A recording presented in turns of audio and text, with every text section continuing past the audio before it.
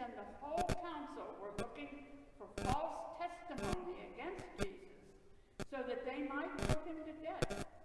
But they found none, though many false witnesses came forward. At last, two came forward and said, "This fellow said, 'I'm able to destroy the temple of God and to build it in 3 days.'" The high priest stood up and said, "Have you no answer? What is it that they're testifying against you?" But Jesus was silent. Then the high priest said to him, "I put you under oath before the living God. Tell us if you are the Messiah, the Son of God."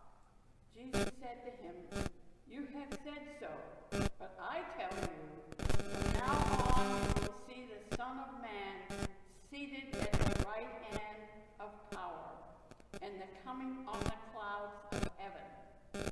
Then the high priest tore his clothes and said, "He is blasphemy.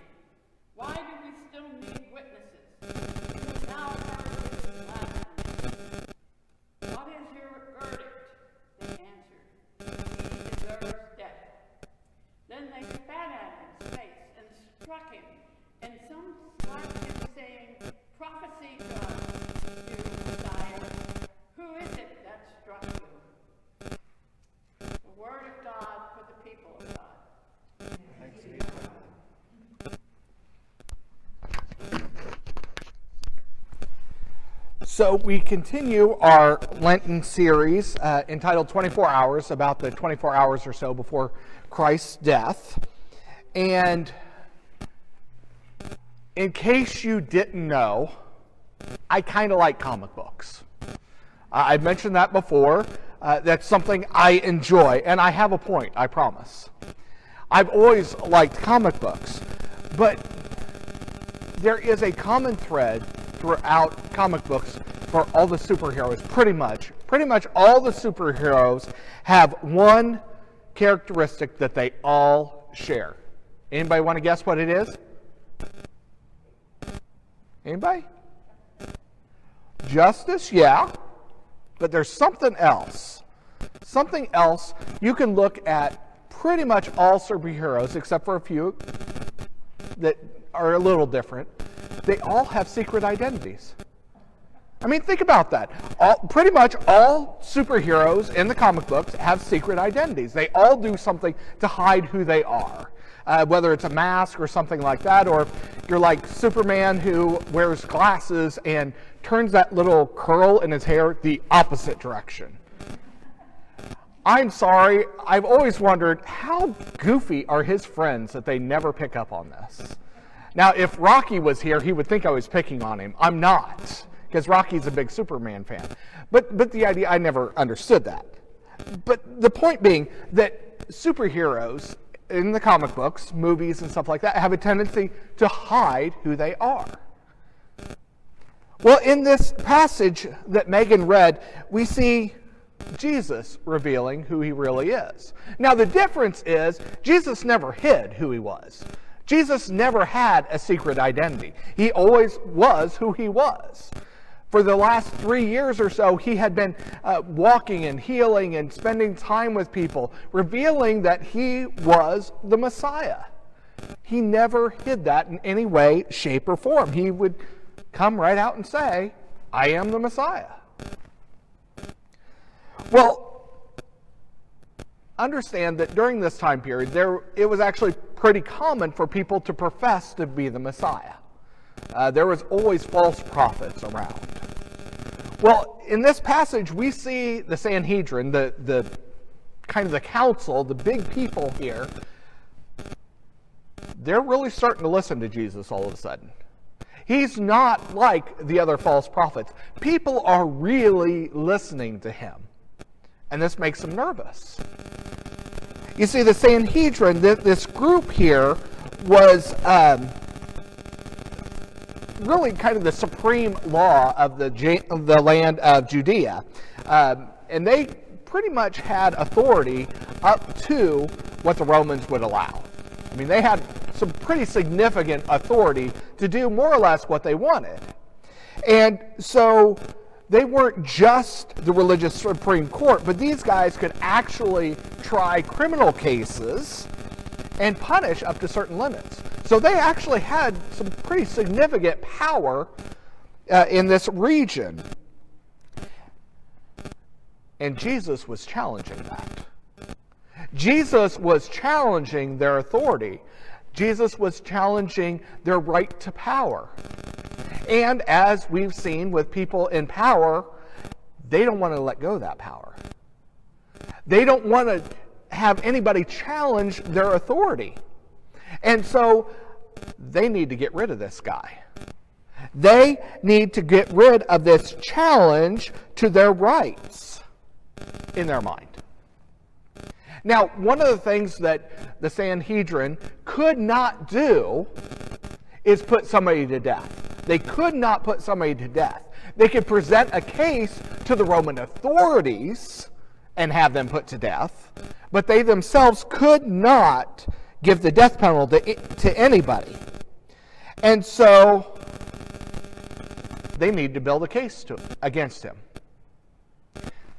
Now, of course, there was, as we see in 61, verse 61, somebody comes forward and says, hey, this guy said, I'm going to destroy the temple of God, and in 3 days I'm going to build it up again.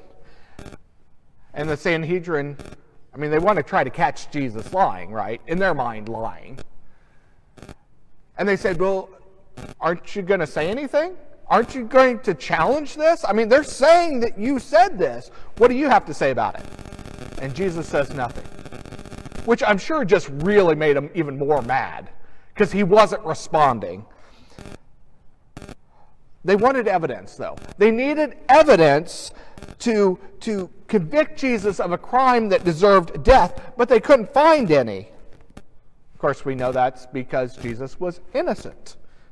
But that's not, of course, where their mind would go. And let's be honest, this trial had nothing to do with justice. This trial had to do with getting rid of Jesus in any way possible. That's what the trial was about. And so we look at all the ways they tried to get to Jesus. And one of the big ways that they tried was through witnesses. Now, we have to understand that there was a number of witnesses that came forward, but they weren't syncing up. They were not telling the same lie, basically. The witnesses were lying, but they weren't syncing up. They weren't matching. And according to the Mosaic laws, which was written down by Moses and given to the people, and this is what they were following, you couldn't charge somebody with a crime unless there was at least 2 witnesses, especially in a death penalty situation. So, for the Sanhedrin, this was driving them nuts. They didn't want to release this guy on, basically, in their mind, a technicality. They didn't want him to get away. So finally, 2 guys happened to show up with lies that matched. I'm sure they were coerced, because again, we know it was a lie. So these guys show up. They say, oh yeah, Jesus said that. He said he was going to tear down God's temple and rebuild it in 3 days. The problem is, Jesus never said that, did he? In John, he said, destroy this temple and I will raise it again in 3 days. He was talking about himself. We know that. Interestingly enough, ironically, the exact thing that the Sanhedrin wanted to stop from happening, the Sanhedrin kept going. They helped instigate, they helped move this whole process forward. They were destroying the temple that Jesus was talking about, and yes, he was going to rise again in 3 days. The one thing they were fighting against, they were instrumental in. So then we come to this conversation in which everything kind of comes together, kind of seals Jesus' fate with the Sanhedrin, and of course he knew it was going to happen. And the high priest said to him, I charge you under oath by the living God. Tell us if you are the Christ, the Son of God. And of course Jesus says, yes, it is as you say. In the future you will see the Son of Man sitting at the right hand of the Mighty One, coming on the clouds of heaven. And this is where the high priest gets overly dramatic and rips his robes and screams blasphemy, which of course is an affront to God. It's the greatest of offenses to God, saying that you're God. And if Jesus wasn't God, yes, this would be blasphemy. But he was God. And then, of course, all his buddies are like, oh, yeah, he deserves death. Yeah. Good answer.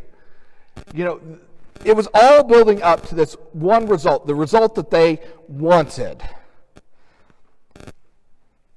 So, first of all, let's go back and start breaking this apart a little bit. Caiaphas, the head priest, says to Jesus, are you ready to admit that you are Jesus Christ? Now, if we don't know the history of it, we're thinking, well, duh, his last name is Christ, right? Well, no, it wasn't. Christ was not his last name. Names processed differently back then. It was a different approach. It was a different way of looking at names. And first of all, of course, his first name was not Jesus. It was Joshua or Yeshua. Not that really matters that much. But we have to understand that Christ is the Greek form of the Hebrew word Messiah, which means anointed one. So actually, it's more of a title. It's a symbol of who he is. He was Jesus the Christ. And it's difficult for us to understand all of those different nuances and different things that they did differently because we look at it with modern eyes. But they didn't use last names like they do now. Now understand also that the belief of Jesus' day was that the Messiah was going to be this warrior king that was going to come in, destroy the entire Roman Empire, and lead the Israelite people to victory and control and run everything. And, you know, let them be the people that they should be in their minds. Well, Jesus was certainly not that, was he? The Sanhedrin were looking for this warrior king, and Jesus was not it. Now, the problem is, Scripture never said he was going to be a warrior king. They'd been building this up in their minds for hundreds of years. This is what we're looking for.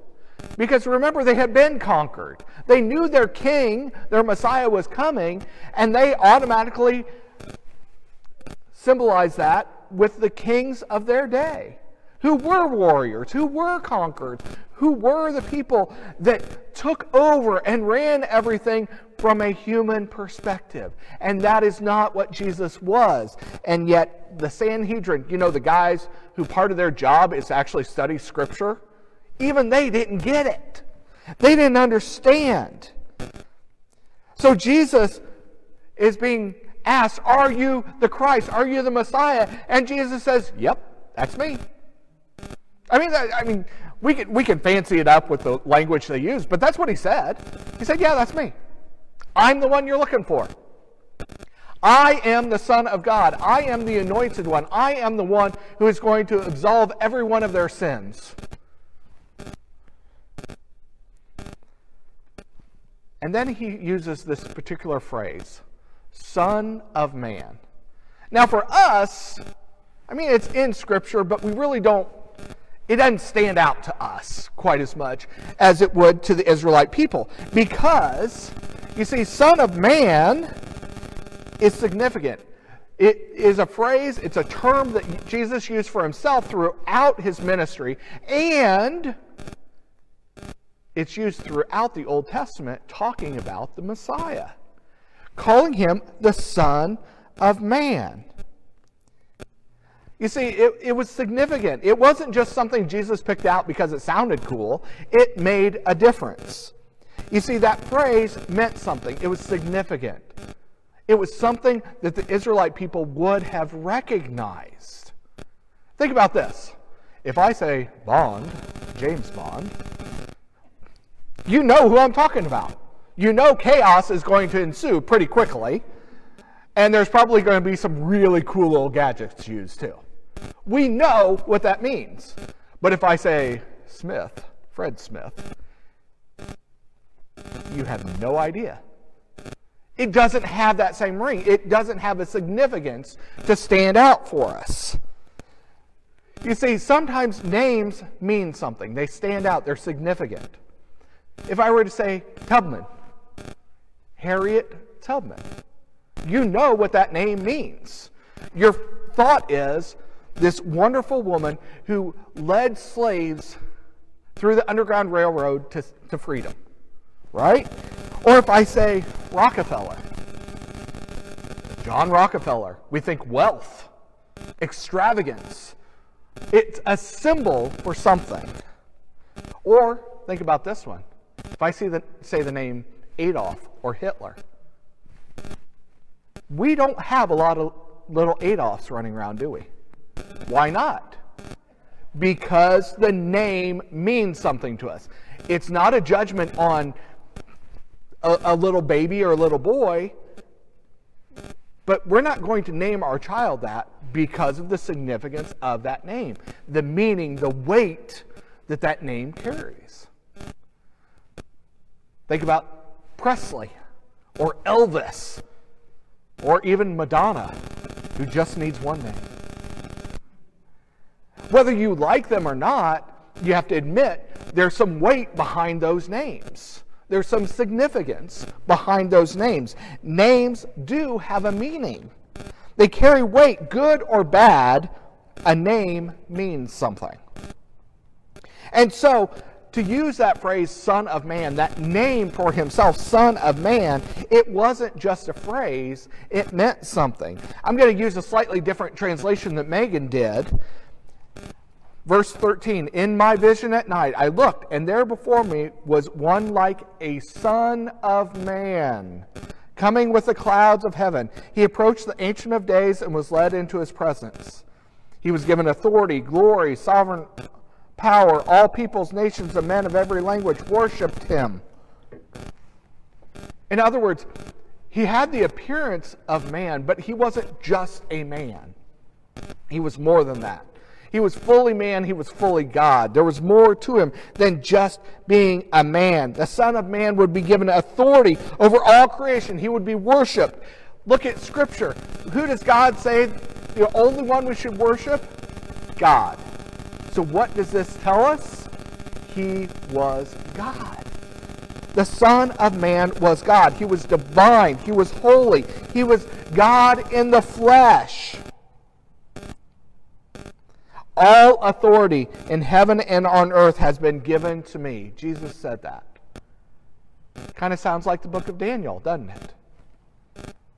When he said he was the Son of Man, he was saying that he was the one spoken of in Daniel. So the Sanhedrin, they knew exactly what he was saying, and it ticked them off. This was really what lit the fire under them. They knew whatever happened, they needed to shut him down and shut him up. They needed to get rid of him. You see, Jesus was not the one, he was not the Messiah they were looking for. They were looking for a completely different version of the Messiah, the one they had made up, one they had fancied up for their own ideas, their own desires. But Jesus was not that way. He was not the Messiah they were looking for. And I'm not saying that he wasn't the Messiah. Of course I'm not saying that. He was just not the one they were looking for. There was a professor at a Christian college, and he was teaching this class, and he informed the students, we have a test, the last test of the year for you guys. Here's the deal. If you fail the test, you fail the class. That's pressure. I mean, let's be honest, that's a lot of pressure. Well, the students all showed up for class. And, of course, they showed up early because nobody's going to miss this test, right? So about 5 minutes beforehand, the teacher's assistant comes in and said, The professor had to change the venue. It's across campus. If you're not there by the time class starts, the door will be locked. Now, you all are like, oh, this professor's a jerk. Right, okay. No, believe me, I understand. There's a point to this story, though. Hang on with me. All of the students book it. I mean, they're like knocking each other down. People are falling down the steps. I mean, people are running. They get to the classroom, sit down, sweating, just looking awful. Looks like they've been beat. And the professor looks at all of them as they shuffle in. All of them made it. Said, "What is the title of this class?" And one of the students, I mean, of course, they all have to use as many $10 words as they can, right? Christian morals. And what does it mean? And of course, that's when they start, oh, well, what it means is as a Christian, this is everybody's using as many words as they can. He said, Christian morals. He said, I don't care about any of those words you just said. He said, how many of you saw the homeless man that was begging about halfway across campus? Not a single one of them. He said, so none of you helped him, did you? He said, you've all failed. The point was, you see, Christian morals. Being a Christian, being a follower of Christ means that you see Christ everywhere.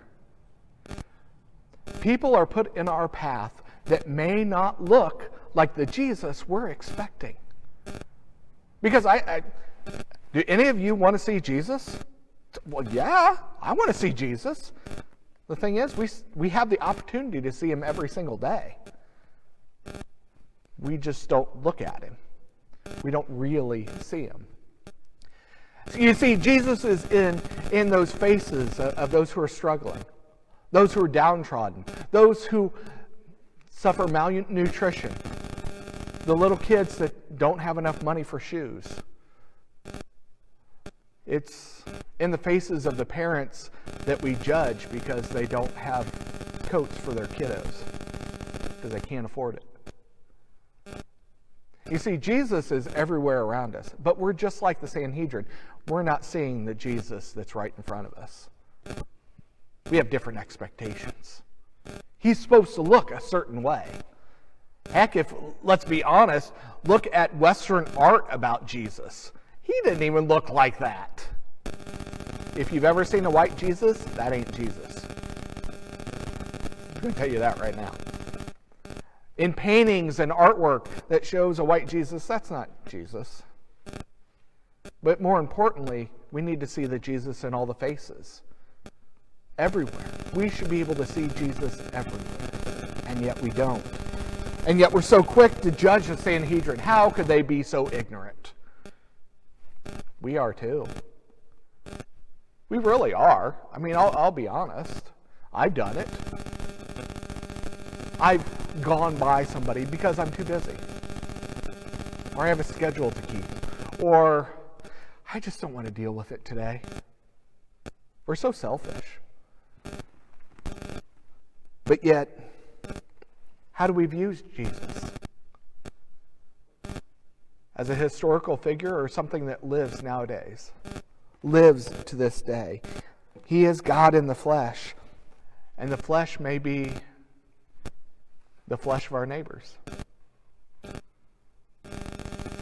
Somebody that doesn't look like us, doesn't sound like us, maybe doesn't even smell like us. But yet it's Jesus.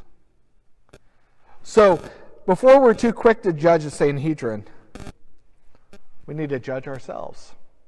Correct ourselves. And say, have I seen Jesus anywhere? Or more importantly, have I recognized when Jesus was in front of me? I think that's something we all kind of struggle with. We all struggle to see the Jesus everywhere.